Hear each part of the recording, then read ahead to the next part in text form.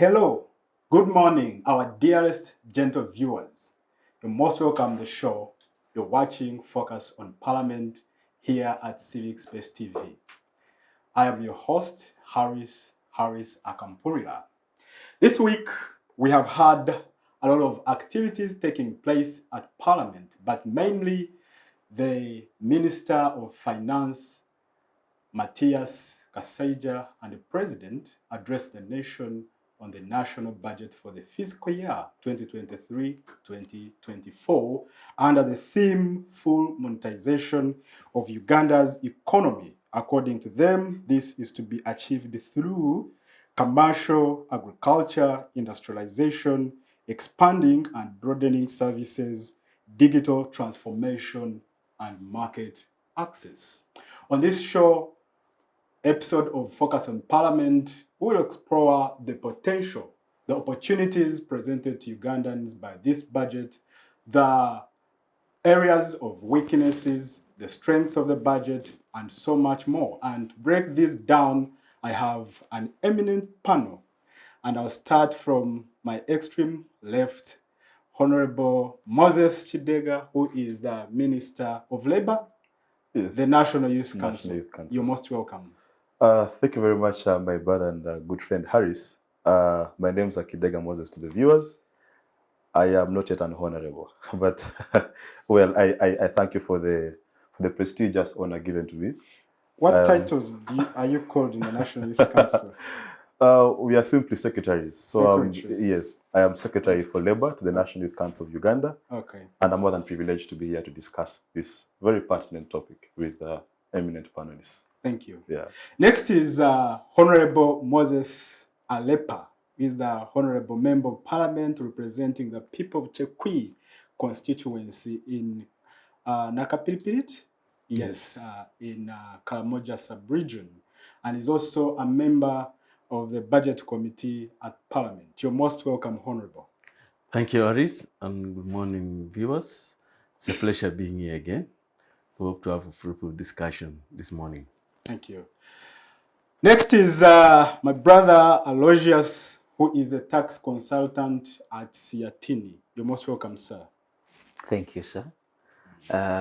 Nice to be here. I'm Aloysius Chitengo. I work for Ciatini. Ciatini stands for Southern and Eastern Africa Trade Information and Negotiation Institutes. We work on issues of trade, issues of fiscal policy, issues of investment, and agriculture, policy related. All right. Nice to be here. Thank you very much. So before we delve deep into the conversation, I'd like to pick quick thoughts for each and every one of you. Let's start with you, my brother, Moses Kidega. What are your thoughts? What are your reflections about the budget that has just been read to us by the minister? Thank you very much, Harris, once again. Well, my quick thoughts on the budget is that, first and foremost, in my own view, it represents that indeed the predominant education history of Uganda is one of a colonial sort of mentality, because if you look at this budget, it is a very good and well-documented piece of document. And indeed, it demonstrates that our curriculum in terms of education builds very competent public servants who can come up with fantastic documents that look extremely persuasive and convincing to those who, take time to read them. So I think the document in itself is a promise of intent by the government of Uganda.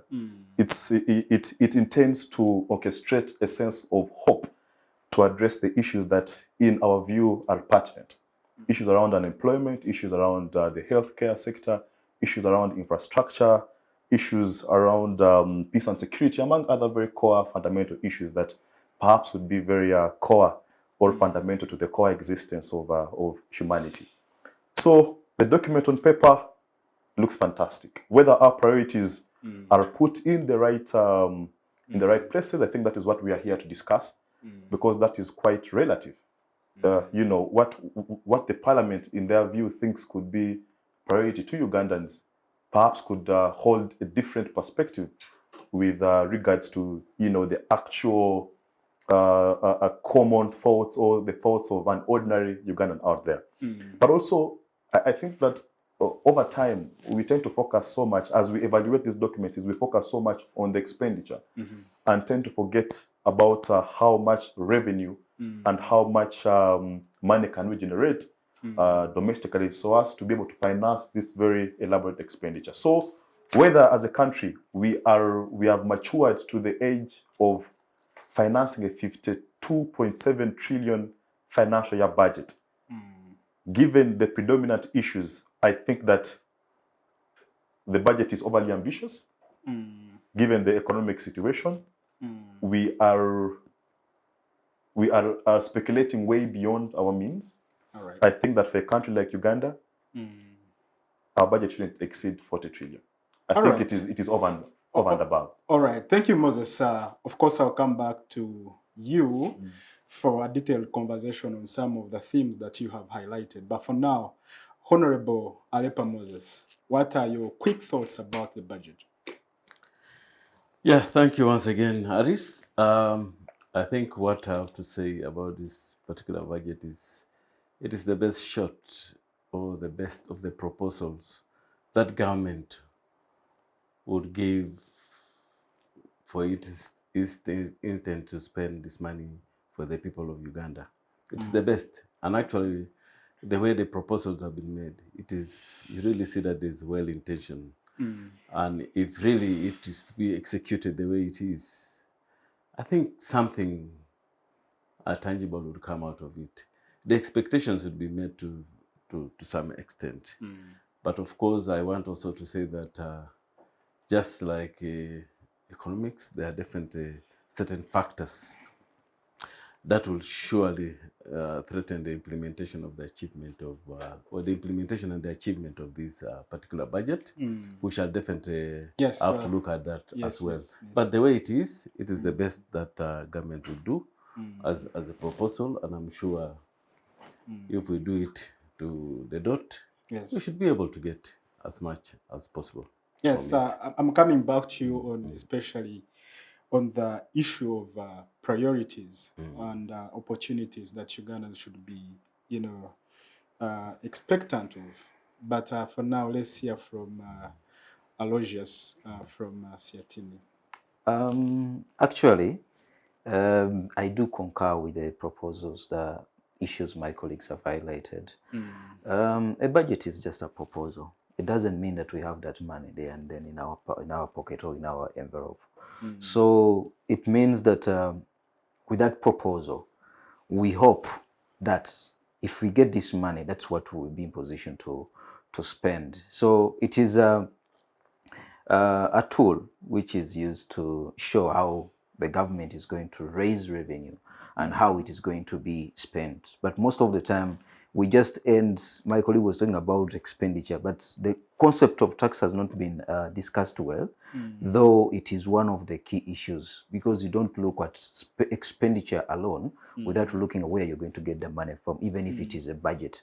So you find that a lot of focus has been on how do we spend, and little is being given, attention is being given to how do we generate revenue, how can we close the loopholes so that we can get even more than what we projected for. We would love to see supplements, not supplementary budget, but supplements, surpluses exceeding what we expected to get, beating the targets, because we have the potential. Uganda as a country has the potential to collect more revenue. But when you look at the leakages, those leakages are making the country not to get what we have projected to get. So you find that this tool of revenue vis-a-vis expenditure, the other one which is missing is the inclusiveness and then accountability. Because at the end of the day, when you say the budget is informed by the priorities of the people, do we link the priorities of the people to the budget?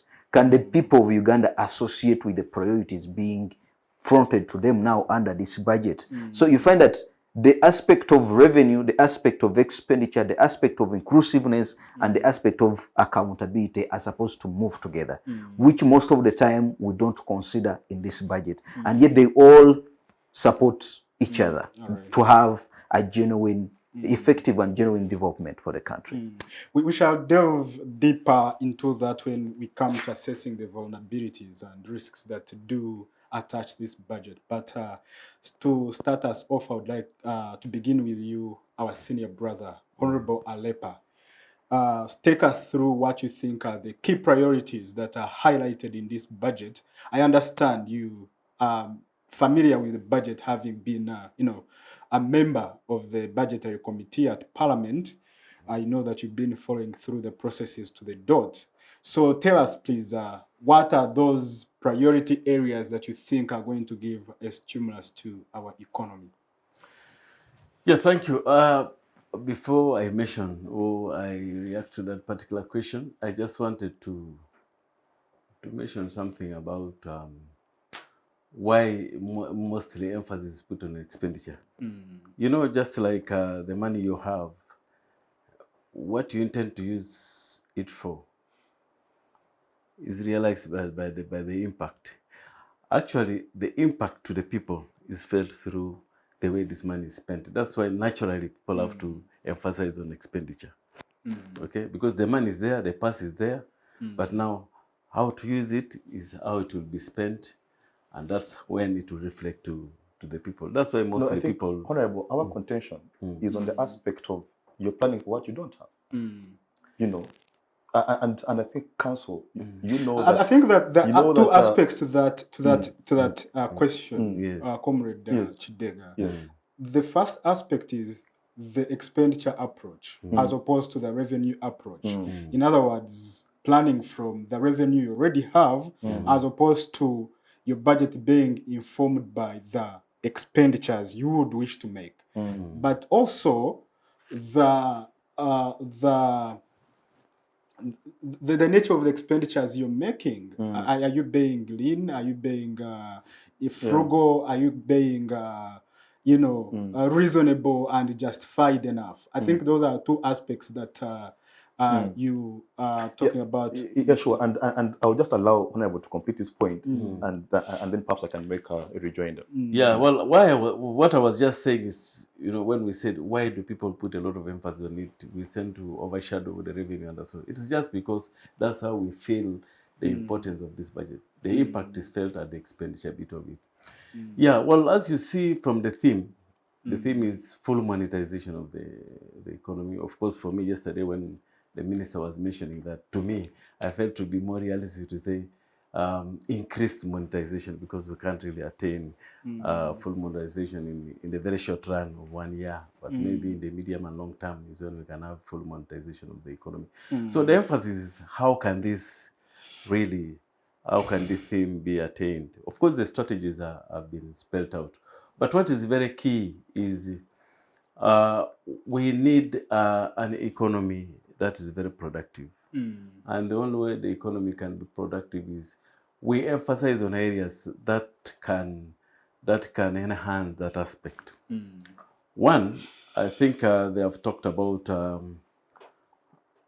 financing that can enhance household incomes through PDM and the Myoga. Or surely, if that money goes to that area, more people definitely will be brought into a money economy, because they will be involved in aspects that stimulate business, that stimulate trade at that local level, and people will definitely be included into the financial aspect of the economy.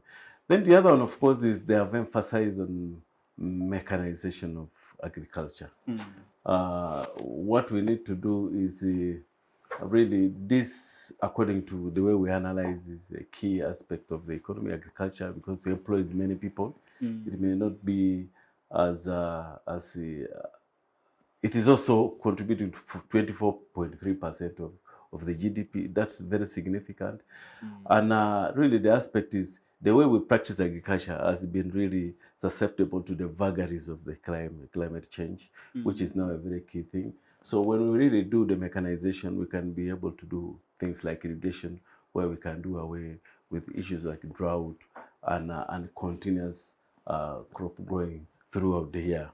And then they also emphasize on value addition, And you know, really, one of the key issues, like when the president was saying yesterday, that basing on the current, we just export most of our produce or our products as raw as they are. And possibly one of the examples he gave was coffee. In the way it is, we can only hand $2 per kilogram. But you know, if value was added to it, I know at the real end of it, it would be able to earn something like $40. But what I know is realistically, possibly you can at least you know, add value to something like about $20 or $15, and I'm sure we can be able to realize a lot out of that. So even emphasis on the value addition is that can enhance the productivity of the economy. And then the other one is market access. Most of these products or produce comes from the very rural parts of the country, and what the government has done is to definitely allocate funds for the road access. That's why they have allocated 1 billion Uganda shillings to every district. You know, it looks very little, but to me, I know it can do a lot. Because you need just the equipment is there in the districts, in most districts, and the ones you don't have, government is also going to fund for acquisition of them. So to shape the roads by fueling the equipment can really improve the road network. So the produce can come and reach at least the market at a low cost. Of course, the other bit of emphasis is on the railway. Government has intended to develop the railway network, especially the standard gauge railway from Malaba to Kampala. That should be able to ease or to reduce the cost of doing business. So by doing that, we shall definitely make it a bit more productive, because we can actually, the productivity will be done because it will be more efficient than it is at the moment, because there will be lesser costs of doing this business. So they are focused on those areas, and I think that should be able to stimulate the economy, and that's why they expect it to be fairly resilient in the next 1 year compared to the sub-Saharan Africa. Yeah. One of the major programs or features of the budget that has been touted by both the president, the minister, and earlier today by the secretary to the Ministry of Finance, Mr. Gorobi, is the PDM, the Parish Development Model. Then a MIOGA, then infrastructure, upgrade, agricultural mechanization. Honorable, how different are these programs from what we've been hearing 5 years, 10 years ago? Because, we have had Youth Livelihood Fund, we have had NADS, we have had programs like wealth creation. When one critically looks at PDM, it looks to be almost the same as these other programs that have failed.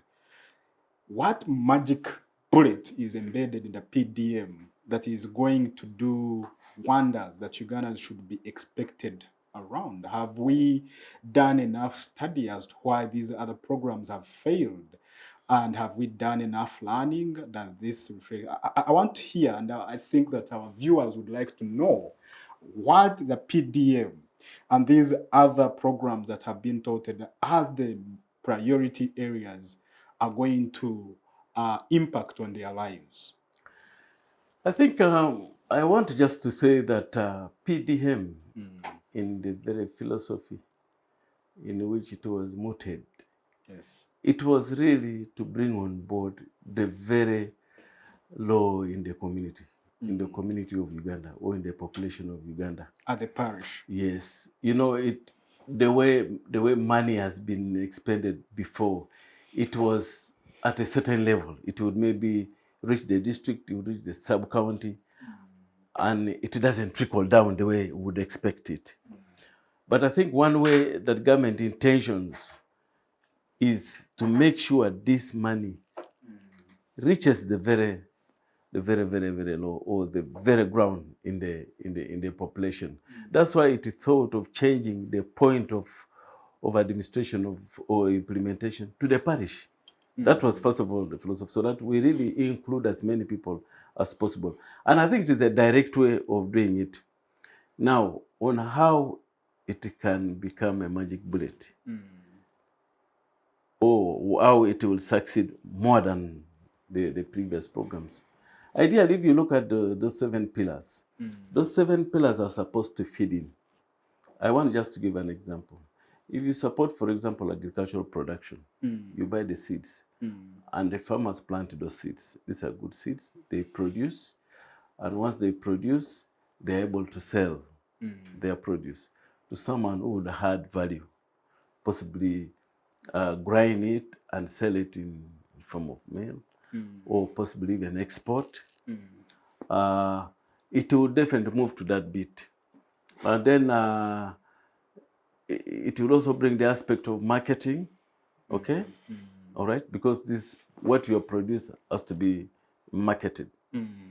And once it is marketed, you know, the chain will be moving. You know, you have used the very ground people, the produce, it has been, the value has been added, and then it is sold. It is supposed to actually rotate within the chain, such that the money is moving from one, pillar to the other, and keeps rounding, and that's how value can be created. Okay, if for example I sell seeds, I will get money. If I plant seeds, I will employ some people who will get paid. If I sell my produce, I will get money. If someone grinds that maize or sorghum, they will get money, additional money. So money keeps, Very adding quickly, value. before So I bring in Kidega, yes. is that capacity there at the parish level? Yeah, that's what. First of all, that's the theory. That's actually the intention. Now, the capacity, I would want to tell you that honestly, this may have been hurried very fast. Studies should have been done to some extent to make sure that this, and one way it should have been done is through even piloting, possibly with certain local governments or administrative units, and see how it can work well and that sort of thing. Why I say it is hurried is, for example, there was a mismatch this season. The money should have been there to buy seeds and plant them, but that was missed. That's where things got wrong.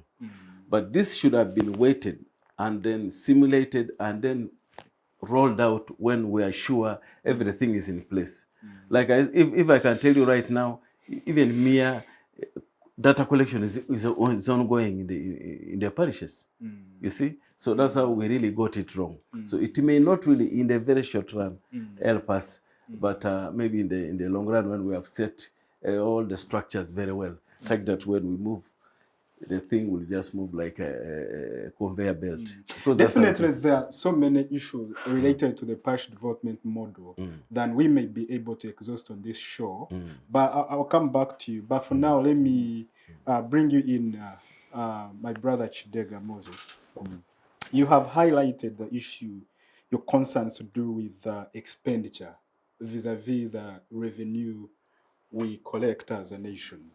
The budget that was read to us is up the tune of 52.7 trillion. And 56% of this is going to be revenue funded. That's 29.3 trillion. The rest is going to come from borrowing. What, in your opinion, do you think should be the right model? Where do you think are the weaknesses, where are the problems, the kind of approach that the Ministry of Finance is employing? Thank you, Harris. And I listened to Honourable here very critically, and I was, jotting down his points.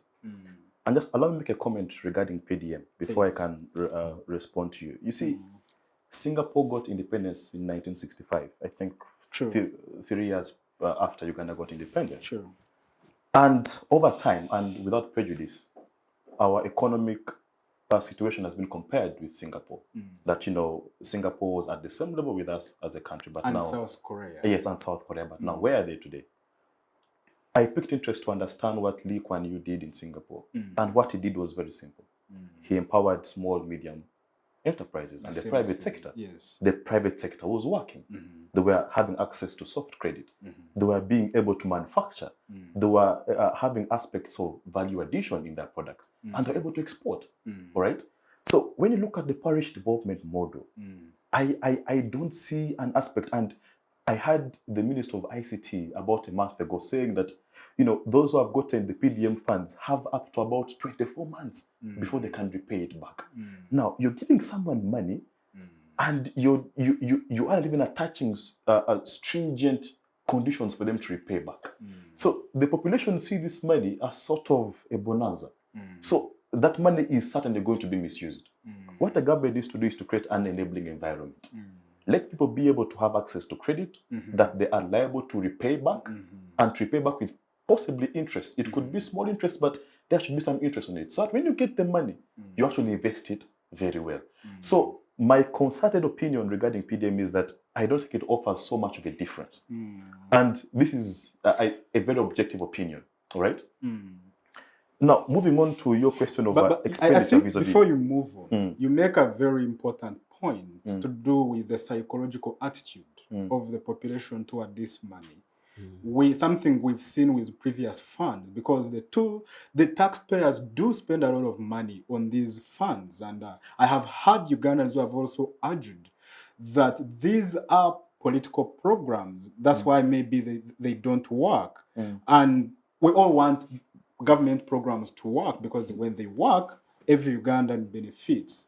So are you suggesting that, I don't know, I would like to hear from you your specific proposal. PDM is like a castle built on a wetland. Yes. It is a fantastic document. I mean, he did mention to us the pillars, all these infrastructure, blah, blah, blah, value addition and all these things.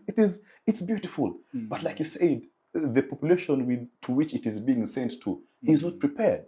All right, they are psychologically detached with this program, disengaged with this program. And if you look at the way the program was formulated, it was a top-bottom approach. The people were not involved at the process of formulation of this program. So, and I think that is where the niche is. The people must feel that this is our program. And that is why you see in Tanzania, programs like Ujama, beautiful as they were, they at some point faced resistance and failure. Because the CCM at the time didn't appreciate that the people must be involved in their development agenda. But anyway, about the PDM, I have strong on issues to do with the social aspects. There is that aspect of mindset change, which actually is embedded in the PDM, where definitely the community, the people, will be talked to, and really appreciate. Which I strongly disagree with. And that is why I have an issue with my political party, the NRM, taking people to Chankwanzi to teach them patriotism. Patriotism is not a lecture. Someone must love their country by virtue of how they experience their day-to-day lives. How the country yes, I mean, like the environment in your country. It's inherent. Yes, it should make you love the country and be patriotic. When you're being stopped by a traffic officer, how do they treat you? Exactly. When you're being arrested, how are you being arrested? Exactly. I mean, it should be a feeling. So the same analogy applies to mindset change. You can't take me to a class and teach me how to change my mindset. The environment should enable me to change the way I perceive things. Exactly. So I think that there's a problem and we must fix it. Another issue to do with the PDM that Kidega raises has to do with the maturation period.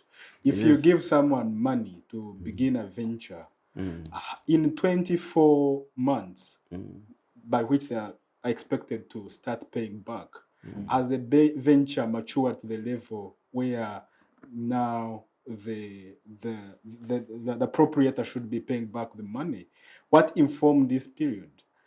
Quickly then, Kidega, you come into of course, like you really mentioned about the maturity periods, the turnaround for complete, the thing is supposed to move like a conveyor belt. Only that I think the team has not really sat down and sensitized people. This should move around. The turnaround period should be something like one season. One season is like a year. Okay? For if I was involved in agricultural production, if someone's involved for the addition and that's all. Because one feeds into the other. So really within 1 year, you should have, first of all, set yourself front. Then the other 1 year the other one is a grace period. So within you can start paying, but they're saying by this time all the money should have been paid. Not that it should be paid in 24 months. All right. They are saying is within that time the money should have been paid and then it is given out to some other thing. It can even be paid in the next 6 months. All right. Yes, so that's what I Kidega, think. Yeah, Harris, on the issue of revenue vis-a-vis expenditure, is that what I think, and it's my opinion, is that the biggest impediment to URA being able to realize the funds that they anticipate is the issue of corruption.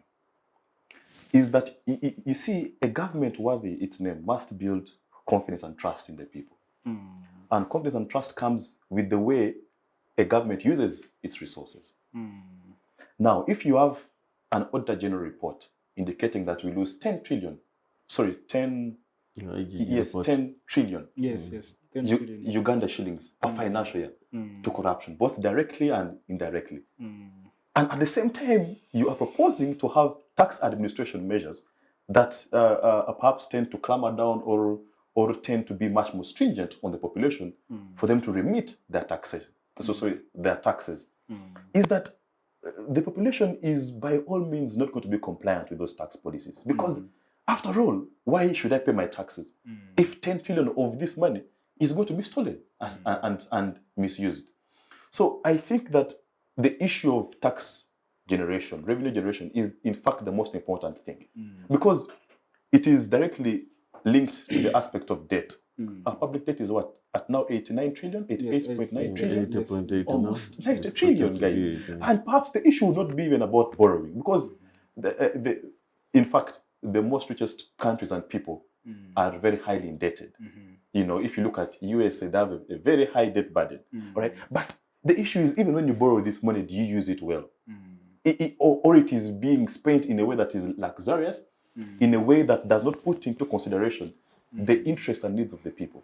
You see, so the president said that all along the pro-imperialists were rushing to approve the loans at the Ministry of Finance, and going forward, he has said there's no loan that is going to be approved except by him. I just want you to factor that in your discussion.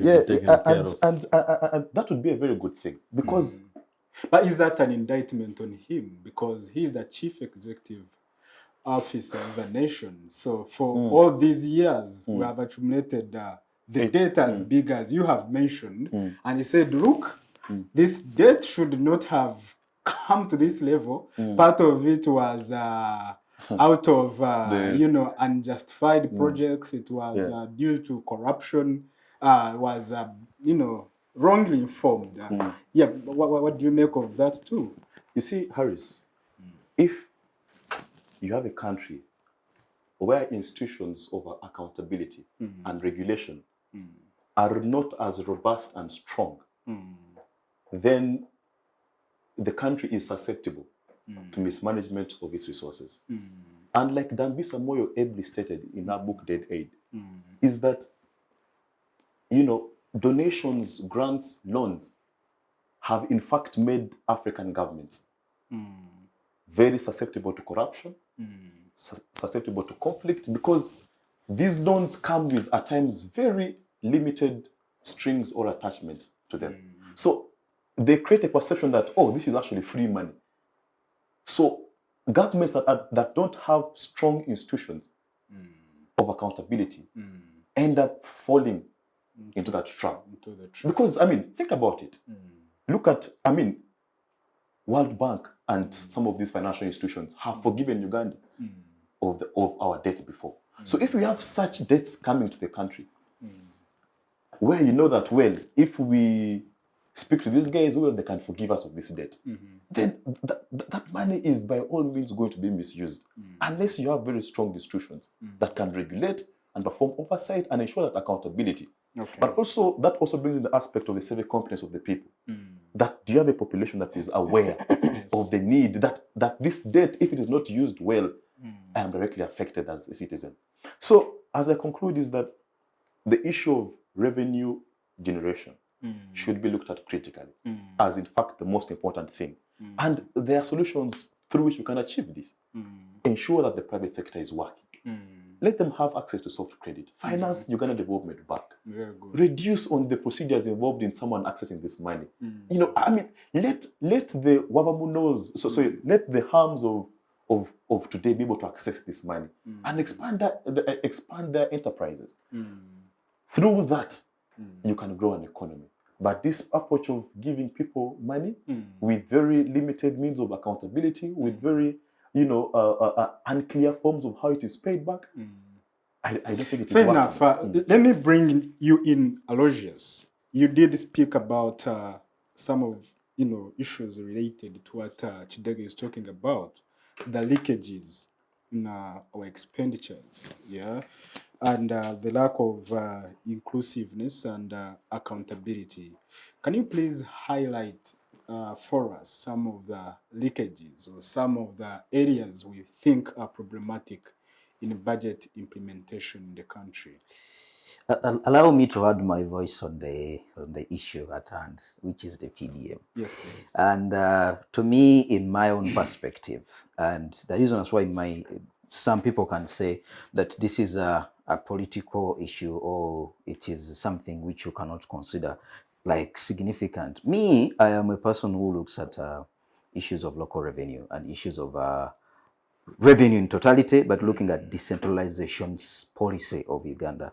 It would have been better and good because we know the central government doesn't implement activities. It doesn't provide services, but it can support the local governments. So this strategy, this PDM would have been fitting into what we call the local economic development, whereby the local government know where can we invest, where do our people need support, which economic activities do we do that needs more funding? How can we bring people together so that we can get more revenue? Because even when you look at some local governments, even cities, they can say, if we can get this money and we invest it in doing like making more centers where we can get revenue, they can get more revenue. But also people giving back to the people. So to me, this PDM would have been fitting well into what they call local economic development. But also the perspective of... the data at UBOS shows that 60% of our GDP comes from, more than 60% comes only from Kampala. But please go on. Yeah. When you look at the still and under the PDM and its intent, it is more giving to the people who are down. But what you have to remember is that it is a circle base. You cannot get that money if you are not in the circle. And how many people are in the circle? You know, they have mentioned the number of circles we have, but even there are those people who don't even know how to read, who don't know how to handle money in terms of doing it for investment. So you are making others to be left out because it is a circle-based initiative. If you are outside the circle and you cannot meet the circle requirements, you cannot benefit in it. So I think even as we can look at it in the future, we have to look what was the intent and can we achieve the intention of the PDM and what we want to see from the people we are targeting. But when you look at the issues of revenue and the leakages, one of the leakage we have, and we have to appreciate that is a leakage, is administration.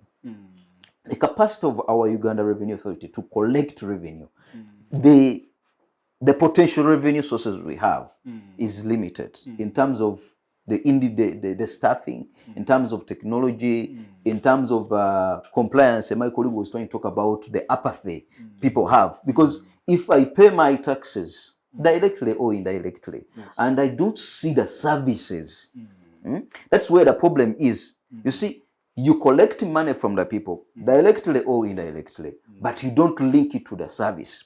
And that's where the problem is, because people can concur with me. If you go down to the people and you ask them, which priority, did you participate in the budget process?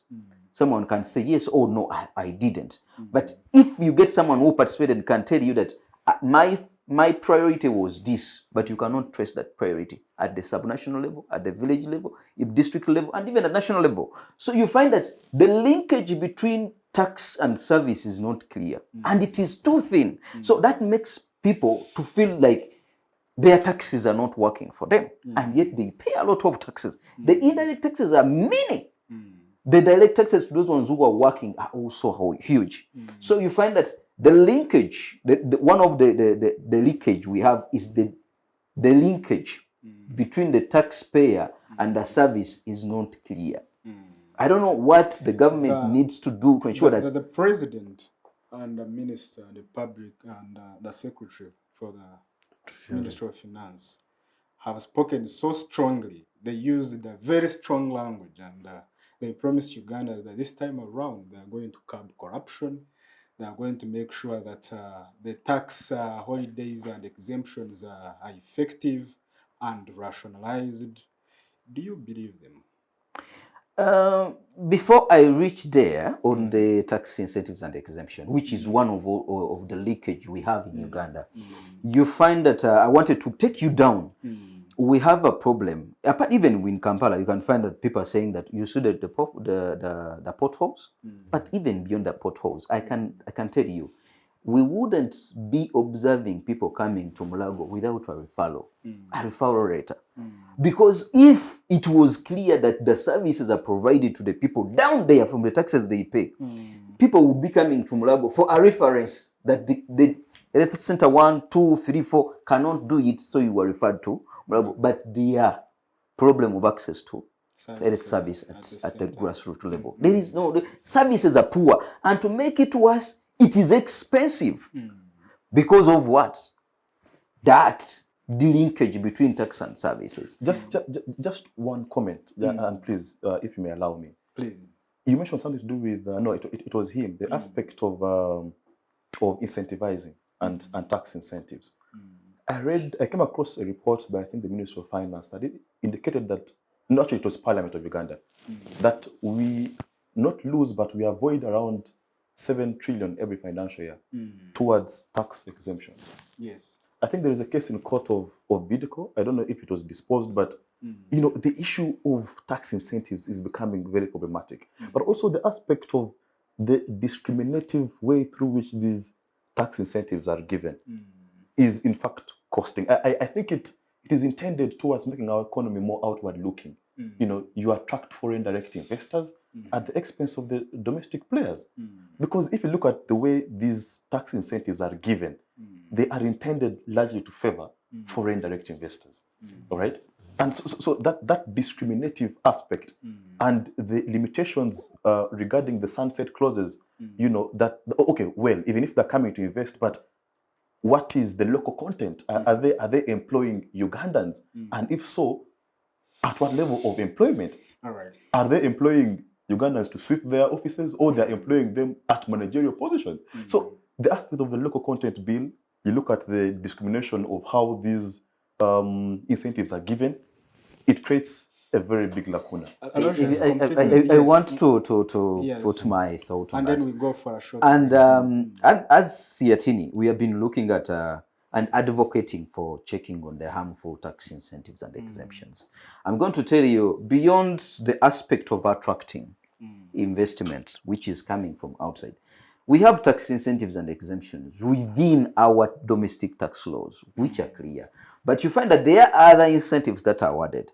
But the challenge we have, in addition to other challenges, is lack of the cost-benefit analysis of the tax incentives and exemptions being awarded to the people, any people. Let them be the foreign direct investors or even our local investors, but the cost-benefit analysis is not done. We don't know how much we are losing, because we anticipate that if we give tax incentives, we'll be in position to create jobs, we'll be in position to get tax from them, because if you give good, the cost-benefit analysis will be informing us that, okay, we gave you an incentive, and we anticipated that you'll be in position to create more jobs. And the jobs you have created, the government will be in position to earn tax from the people you're employing. You will be in position to get the pay as you earn from the employee. Will be in position to get local service tax from the employee.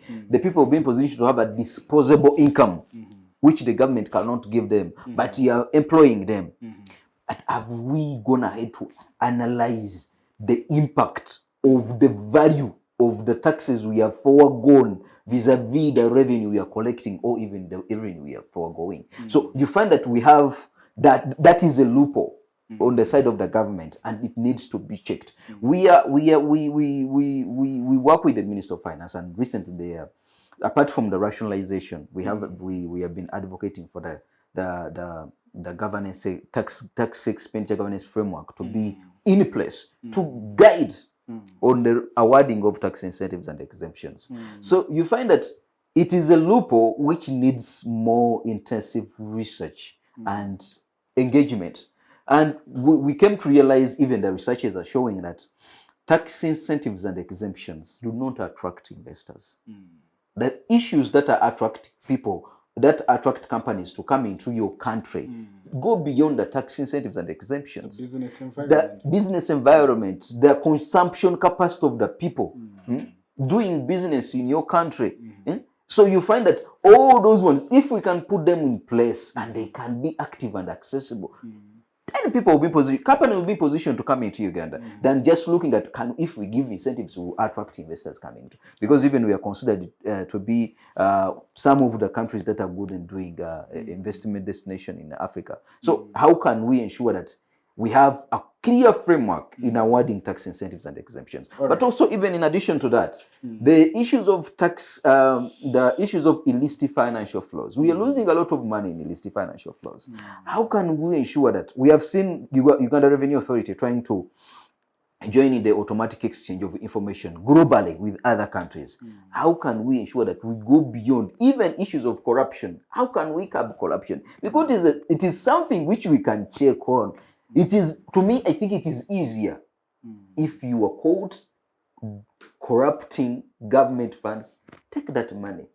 The amount you have taken, be imprisoned, and then you are supposed not to be employed anymore in public institutions. So how will you be in position to get corrupted? So to me, I think there are those simple things that can be done. We don't need magic bullet to check on some of the vices. Thank you very much. What I hear from you, gentlemen, is that there is a serious concern in the room. There's a big line in terms of leakages. And these leakages are in the form of tax exemptions, in the form of corruption, illicit financial flows. Then there is also wasteful public expenditures, that which are from the statistics read to us by Kidega, actually almost form a half of the expected revenue collections, meaning that actually our problem is much more to do with wastage of resources than the collection of resources. We shall take a very short break, and when we return, we shall pick the conversation from there. This is Focus on Parliament here at Civic Space TV. Please don't go away. We shall be back shortly. Digital rights are those human rights and legal rights that allow individuals to access, use, create and publish digital media, or to access and use computers, other electronic devices and telecommunication networks. Digital rights include a right to freedom of expression, information and communication through technology, a right to privacy and data protection, a right to credit for personal works, a right to universal and equal digital access, a right to identity, a right to anonymity, a right to be forgotten, and a right for protection of minors, among others.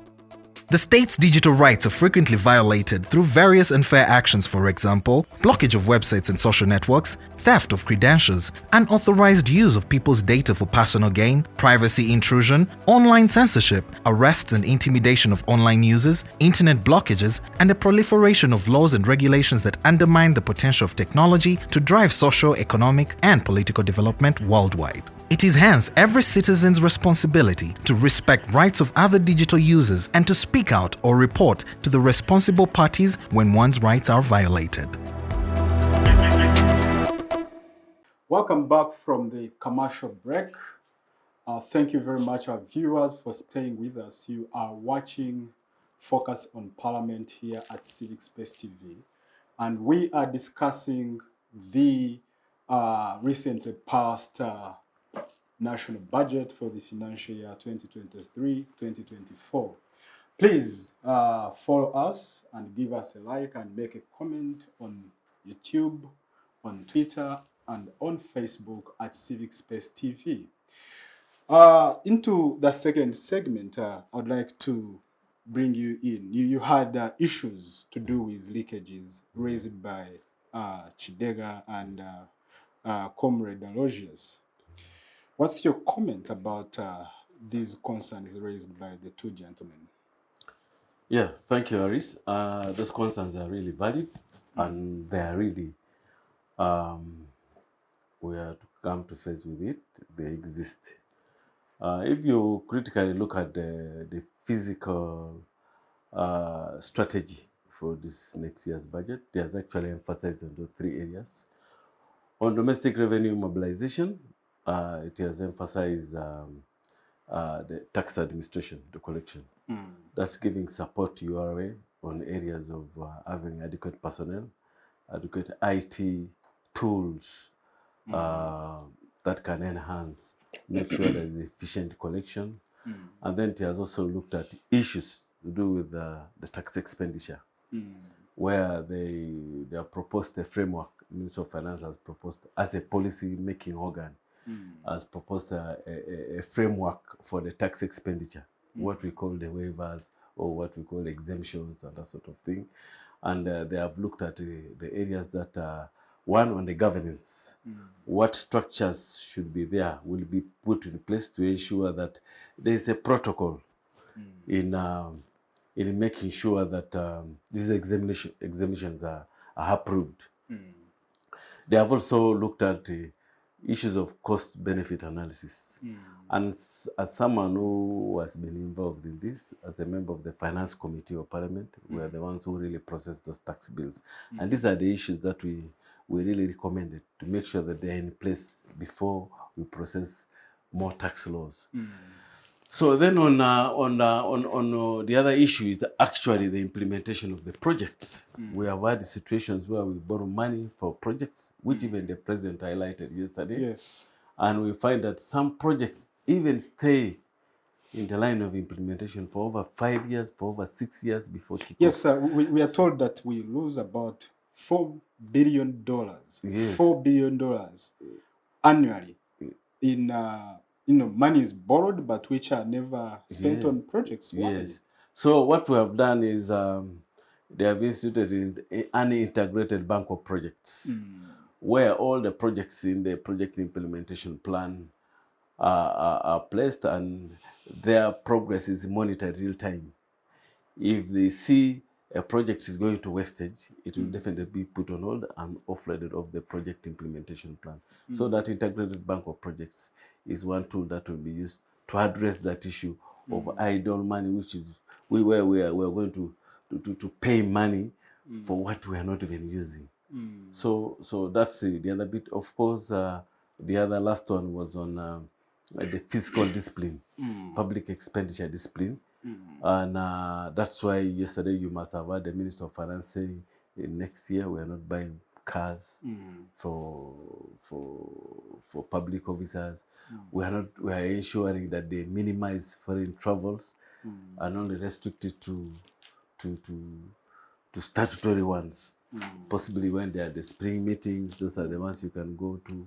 Do you have confidence that external travels? That one actually. That the vehicles are going to be removed from the budget? Yeah, it will be minimized because I looked through that budget. There wasn't a provision for buying of vehicles, especially for across the board, except certain specialized vehicles for security and the rest. So I was alive to that, so it will be. So would you support the same policy when it comes to the members of parliament? Because that's another expenditure that Ugandans consider luxurious. 200 million for each member of parliament to buy themselves a vehicle, a luxurious vehicle, when health centers go without staffing. Yeah, definitely. But then I want to tell you that we have embraced it even in this financial year. We are no longer traveling as much as we are supposed to do. Including parliament. I mean, I'm talking about parliament itself. All right. Yeah, so, and of course, maybe on that issue of vehicles, you're talking about buying a vehicle of 200 million for 5 years. Okay? And of course, when you those of you, I'm sure Moses here buys such brand new cars. No. Ciatini buys. I'm sure the price of a brand new car is not even 200 million. It's about 400 million. But what I'm trying to say is, I was alive to this. We made sure we emphasized there will be no budget for purchase of vehicles for this issue. So those stringent measures on public expenditure will actually address this issue. So there is a provision for the fiscal strategy of the budget, and it looks at this area. What is important is, for us as an oversight function of government, we shall make sure these are revisited periodically, like quarterly and that sort of thing. Since there are committees of parliament that supervise most of the MDAs, we want to see whether this is put in place. But I think the other issue, the large issue, is the physical discipline to avoid issues like supplementary budgets. Exactly. Okay? Because really, what was not unforeseen? What was not unforeseen? Possibly it's a disaster, and there's a provision in the contingencies for this. So this can be limited. And then, of course, the borrowing. If those windows are really shut, we shall definitely help ourselves. But then I want to assure this country that the money that is collected, however little as it looks, if we had physical discipline, I'm sure I would do a lot for this country. It is just certain aspects of financial. One area that I would like us to focus on, and I'm going to ask a question related to that to each and every one of you, is to do with the size of government, the size of parliament, the size of agencies, the number of parastatals, commissions. As early as 2014, the government talked about the process of rationalization of these agencies, parastatals, and so forth.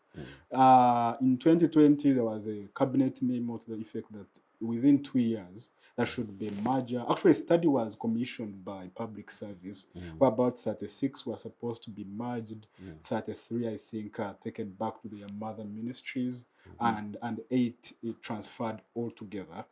So I would like to start with you, Honourable Kidega, because clearly it looks like we have a too big a government, which of course is reflected in our public expenditure, which many Ugandans perceive as too expensive for them at the cost of economic development. Yeah, fantastic. I concur 100% that the cost of administration in this country is an overwhelming tax burden to the taxpayer. You cannot have a parliament of over 500 members of parliament. You cannot have a cabinet of over 81 ministers. Then you have RDCs, then you have presidential advisors, then you have all these things. Then also you come to the ministries, departments, and agencies. There is so much redundancy. You have departments that are dealing with only, for example, generating electricity. Then you have another dealing with the supply. So you find that there is so much repetition and redundancy. And in the end, it is another form of mismanagement of public resources, but also in the longer run, it becomes unaffordable for us as citizens. So that goes without saying. It is in black and white that we don't need to have such a huge parliament. But Honourable made a comment that I'd wanted to respond to, only that it has now skipped my mind, surprisingly. I'll bring you back. Yeah, but I agree that the size of administration is too much and we must cut it intentionally. Honourable, if you agree with what Kidega says, why has it taken us longer to do the rationalization? Where is the problem? Yeah, actually, I think I'd just forgotten. That is one of the areas of making sure that public expenditure is leaned. That's one area by rationalizing this. Actually, I was disappointed yesterday when the Minister of Finance said that the implementation of the rationalization will start in 2025. I thought this was already ready to go. And by the way, one of the recommendations we put that we are starting with parastatals and other MDAs, but we should actually continue rolling it out, and it should be a continuous process. Even if there's need to come to parliament to say that possibly there should be two representatives per district, that would still be fine.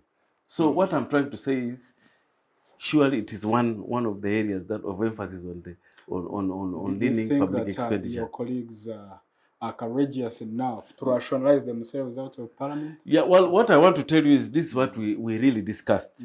We said after rationalization of the FDC. In fact, I thought it would be implemented in the next year. I was disappointed yesterday in Kololo when the minister said that we shall implement it 2024, 2025. We said, fine, after that, we shall revisit and see what have we saved out of it. What can we save? Because we told them, roll out the study so that it continues with other institutions of government and see how the best can come out of it. Honourable and colleagues, that is a very convenient argument that Honourable is making. That, you know, we should fast track the aspect of trying to rationalize MDAs. But if you asked him whether we need to reduce the number of constituencies that we have in this country, including his, I'm sure Honourable would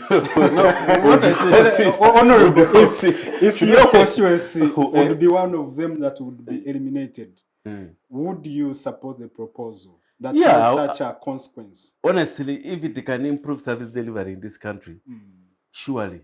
That's why we said continue with the study, even go to parliament and see whether if we reduce the number of constituencies, there is a way it can improve service delivery.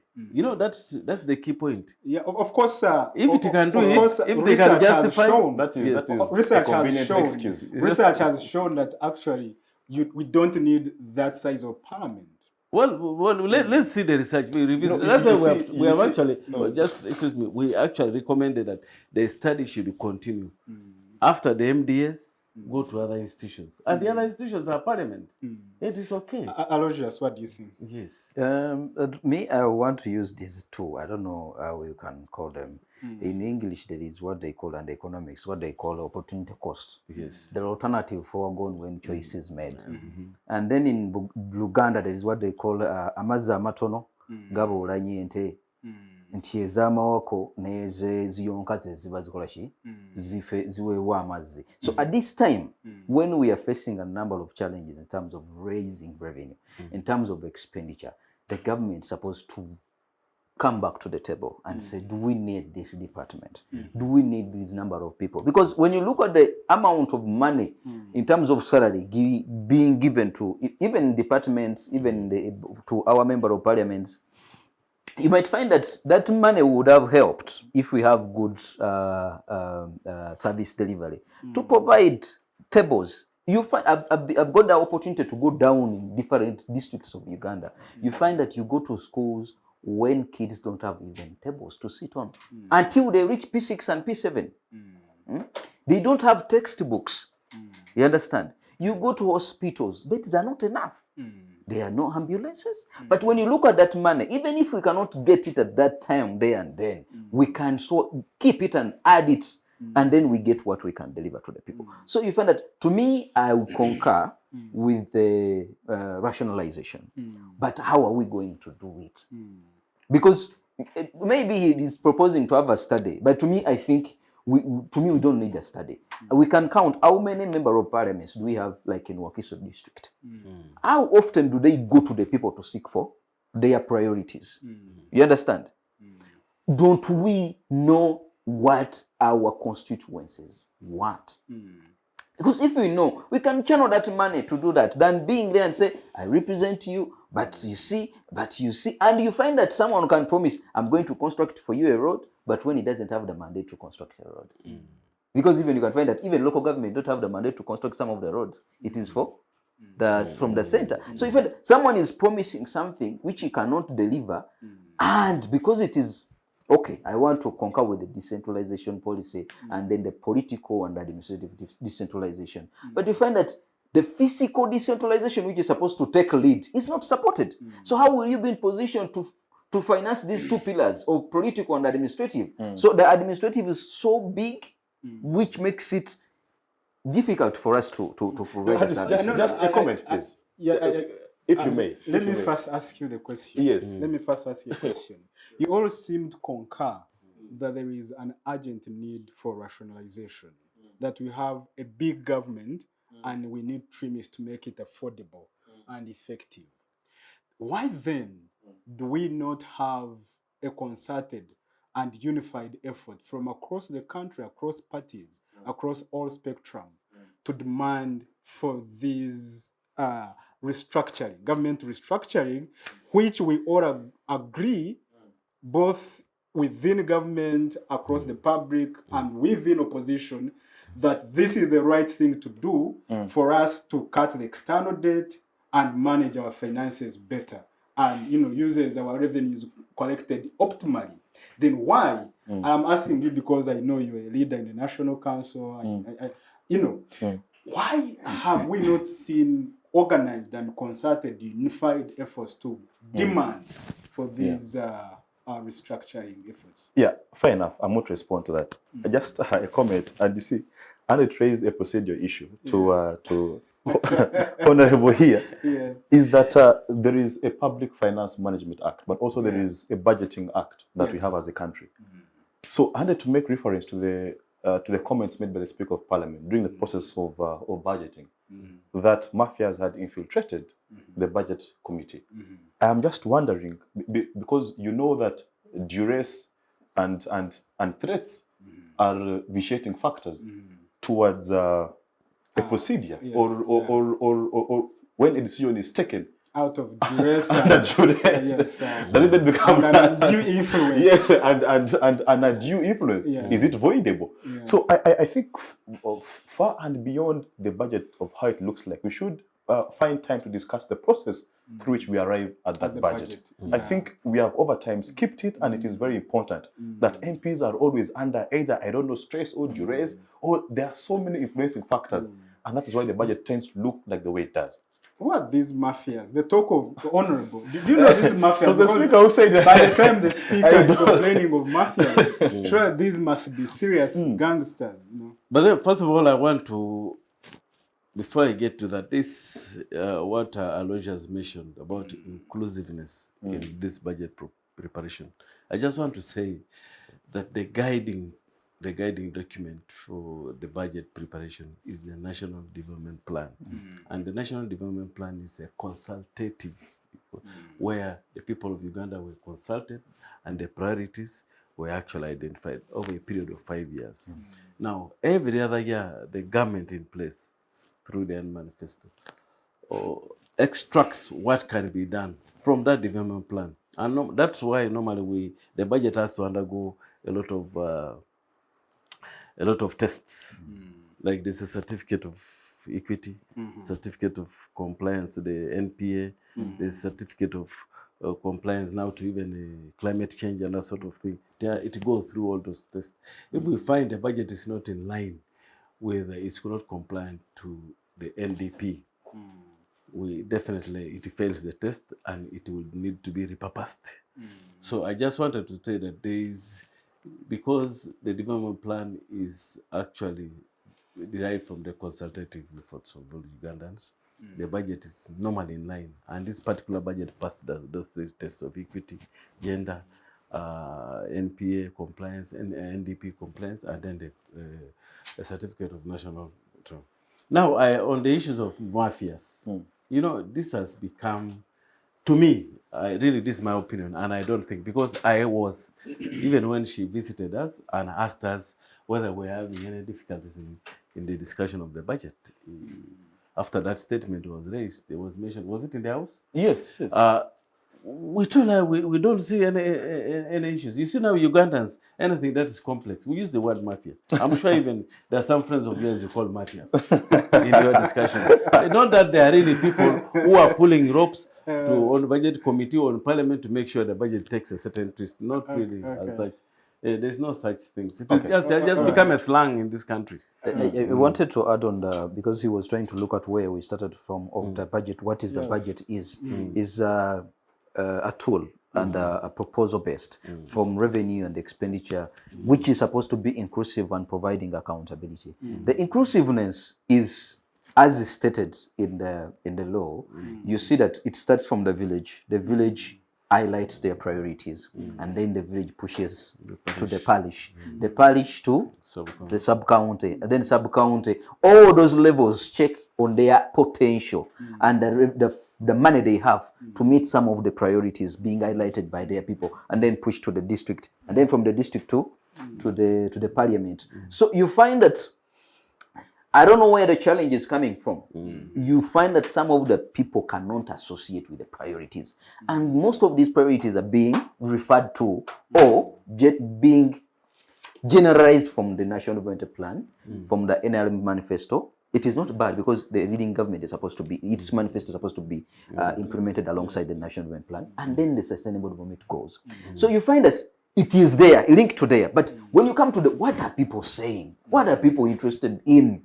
Yes, we agreed, but remember there are changes in needs and preferences on a daily basis and on the annual basis. So how can we ensure that chain of budget processes from the village to the parliamentary level is clear? But you find that it is difficult for someone to associate with the priorities.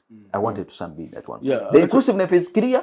The accountability, it has its own problem, which we need to check on, because you find that even at the sub-county level, even at the district level, they cannot give people accountability that we generated this amount of money. This is how we are going to spend it. We are going to, how can we spend even this money? Because it is not for theirs. It is not theirs. It is for the people to benefit. So if you find that accountability doesn't even stop at, this is how we're going to do it. This is how we have done it. But how are we using this money to do something which you want? Yes, we link it to the National Development Plan, but what are the people's priority now and then? I don't know. Just let's conclude on this then. Just a quick one. You see, sometimes I also get surprised when you go to the local governments and you find the people seem to be detached with what the district has prioritized, because most of the things come from. You really find that in a sub-county, there's a representative from the parish. In the sub-county, and in the district, there is a representative from the sub-county. So I would expect that these representatives are really picking the views, the needs of the people, and translate it into these plans at the sub-county. Because even now sub-counties pass budgets. So do districts. And then so do we at the national level. So we should still study and find out where do we get lost along the way. I think that's where we should do. We should find out. We really get lost. Yes, thank you. Harris, you had asked me a question earlier on that what is perhaps... why don't we see unified national efforts towards rationalization process? And you see, Harris and friends, is that if men were angels, we would not need laws. Yeah, but also laws are only as good as those in power. So, so the issue here is that the people who wield the power, are they interested in this kind of rationalization? Because, but is there a demand? Yes. When we look around, is there a public demand in rationalization? You see, Ugandans are at the tip of resigning from public affairs. No, but just before you continue, when we talk of a study doesn't mean you go, you carry out, interviews and that sort of thing. Yes, you carry out interviews.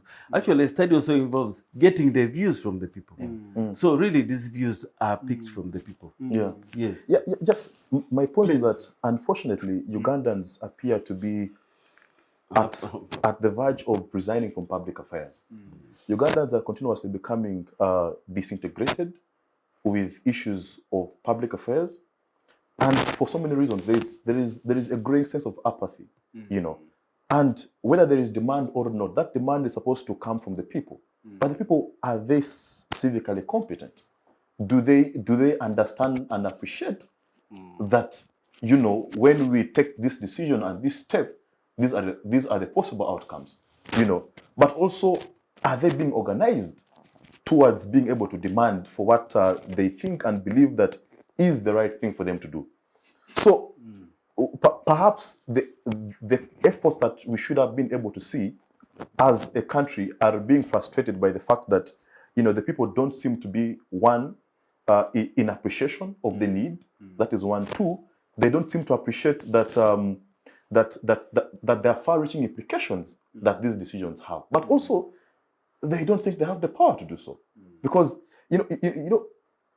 governance. When you have a governance that is sort of not very integrated with the people, then the people don't feel like their voices matter, and therefore, why should I put out my voice? Because even if I do so, the decision shall be taken by our MPs in parliament. So there is a sort of apathy. So the lack of concerted efforts, or maybe the demand for us to fast track some of these very good things, is driven by, at times, that kind of apathy. But also, I wanted to make a comment, and before we shift gears. In under 1 minute. Yes, and how I wish we could look at the health sector, and hopefully we shall get there. Yeah, is that, this document, my only fear is that it stands the risk of paying lip service. But if it were to be implemented, whereby we are talking about the medical interns being able to get deployed, we are talking about advancing the salaries of these in-house medical practitioners, talking about upgrading the health center 2 to health center 3. I mean, these are fantastic things, but I don't know where we get lost along the way. But, it appears to be something very good, but the actual tangible outcomes of this... That leads us to our very last segment, where we focus on exploring the policy and institutional framework within which this budget is going to be implemented. And put this into context, we're talking about parish development model as the game changer, which in essence is supposed to be entrenching decentralization, empowering local governments. Yet in its implementation, most of its facets are controlled at the center, which appears to be a policy contradiction. You're talking about rationalization, but you're still talking about creation of municipalities, which is also a kind of contradiction. You've talked about the health sector. So the question I would like to ask each one of you, where are the institutional challenges? Do the various departments of government that are charged with delivery of the government, do they have sufficient capacity to deliver? What exactly happens from the launch of the budget and the implementation?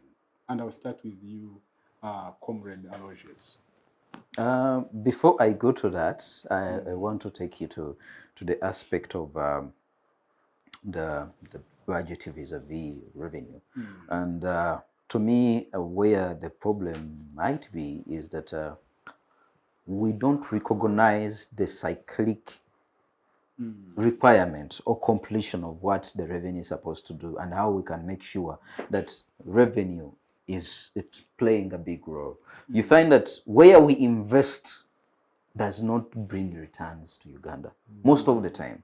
And it is problematic for the country, to the nation, to get more revenue. So you find that even when we are looking at how much do we allocate, let it be to health, let it be to agriculture, let it be to private sector, you find that even if we allocate that amount of money, where it should be allocated properly is not where it is being allocated. Maybe the study is also needed to find out where exactly do we need to allocate that amount of money so that we can get productivity and production and productivity. Because if you don't have that cyclic understanding of how your money is going to be utilized to generate more revenue, for you to be able to use it in the other year or in future, you will not be in position to complete that one. So to me, I think the government needs to understand, where are we going to allocate our money?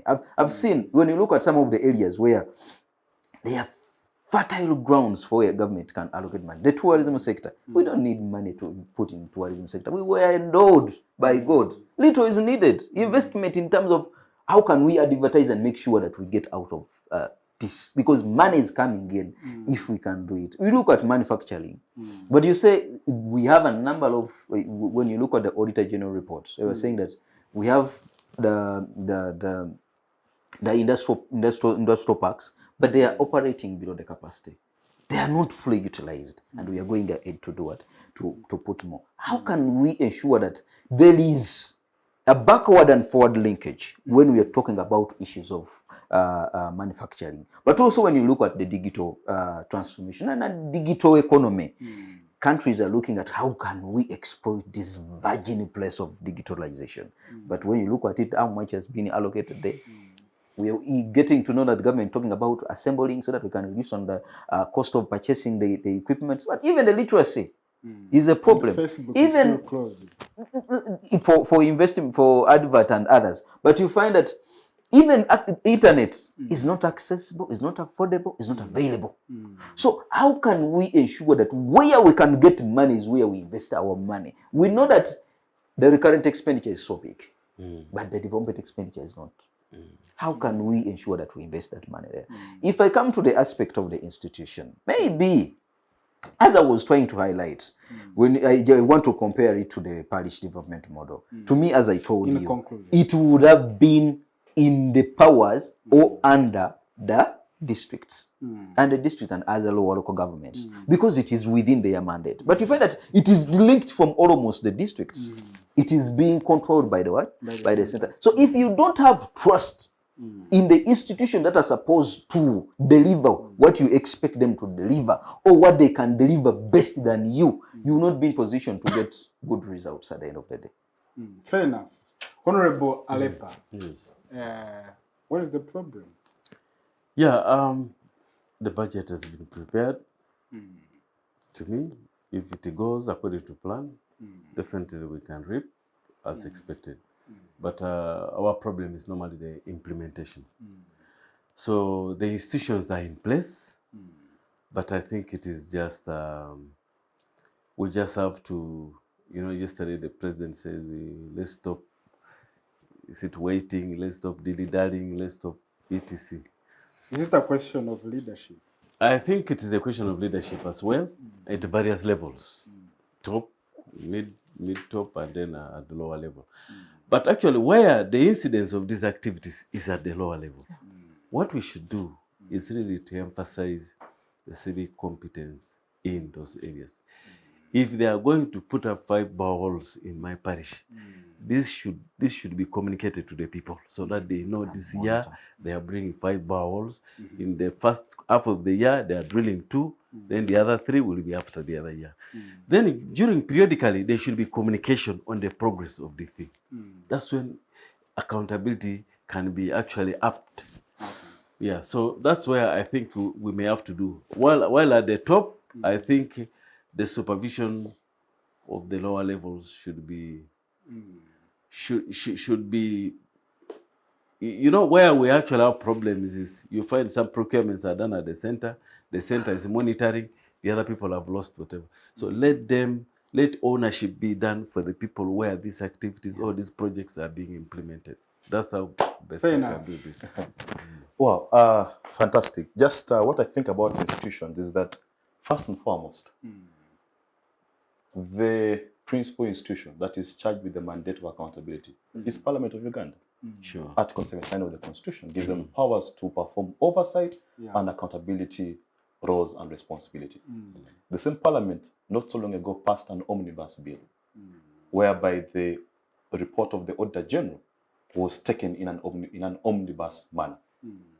It's the same House we expect to perform an oversight role regarding the budget implementation. I think there is perhaps a mismatch. That's one. Two is speaking about local government.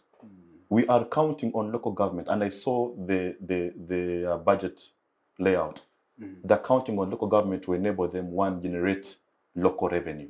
But the same local government is complaining that the money that they struggle to collect is barely coming back to them.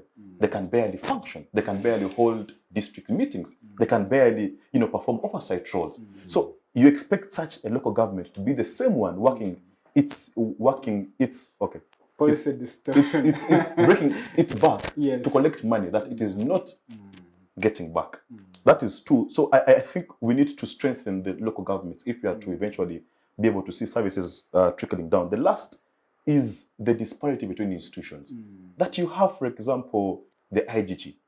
Then at the same time, you have the State House Anti-Corruption Unit. Then now, who is going to do what? So even such contradictions end up creating a gray area, and therefore, puts serious questions on mandate. Thank you very much, gentlemen. I'm going to give each and every one of you 30 seconds, only 30 seconds, to give our viewers your final message. And I'll start with you, Aloysius. I want to take the other. You see, okay, he was supporting, but actually, when you find that when you see some institutions like URA being given support, local government should be given support. If we really concur with the decentralization policy, because the central government is supposed to subsidize. The little they get, they should subsidize. So let them be facilitated in terms of capacity, in terms of technology, and other necessities. So to me, I think the budget is okay because it is a proposal. It's going to depend on how we are going to generate our revenue. But the biggest challenge we have is payment of the debt. That is where the problem is. And to me, I think we need to look into our house to ensure that we check on unnecessary acquisition of debts. Thank you very much, Aloysius. Let's come to you, Honourable Aleper. Yeah, in 30 minutes. like we said, we promised this country that as one of the institutions of government charged with oversight, as one of our roles, we shall definitely stick to that. I remember yesterday, those of you who listened to the budget, the speaker emphasized that. But I also want just to correct one issue, that the only incident when that omnibus reports were passed was just to deal with backlogs. But I think it is not the normal practice. It was just dealing with backlogs at that time in the Treasury memoranda. So that was the thing. So what we want to say is we shall make sure that this budget is implemented according to plan using our oversight rules and then the accountability function. All right. Thank you. Thank you. Finally. Yeah, of course, first and foremost, thank you, my brother Harris, for inviting me on the show. I am more than privileged to share my thoughts with the viewers this morning. My last words are that the budget is perhaps a promising document. It indeed portrays an array of hope to Ugandans. My only fear, like I said already, is if you can implement it to the dot. If we can't, then there is some hope. Thank you very much. Thank you very much indeed, gentlemen, for your insightful conversation. I hope our viewers, you have enjoyed the conversation as I have. Thank you for always sticking with us here on Focus on Parliament at Civic Space TV. From us, we say, nice weekend, don't drink and drive. Until next Saturday, bye-bye.